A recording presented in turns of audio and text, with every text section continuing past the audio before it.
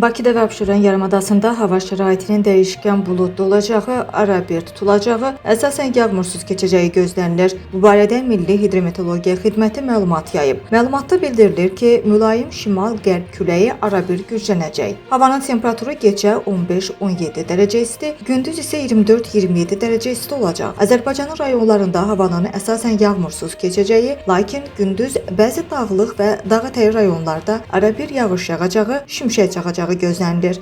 Ayrı-ayrı yerlərdə qısa müddətli leysan xarakterli olacağı, dolu düşəcəyi, yüksək dağlıq ərazilərdə qara keçəcəyi ehtimalı var. Bəzi yerlərdə arabir duman olacaq. Mülayim şərq küləyi əsəcək. Havanın temperaturu gecə 14-18 dərəcə isti, gündüz isə 23-28 dərəcə isti olacaq. Dağlarda isə gecə 5-10 dərəcə isti, gündüz isə 14-19 dərəcə isti olacaq.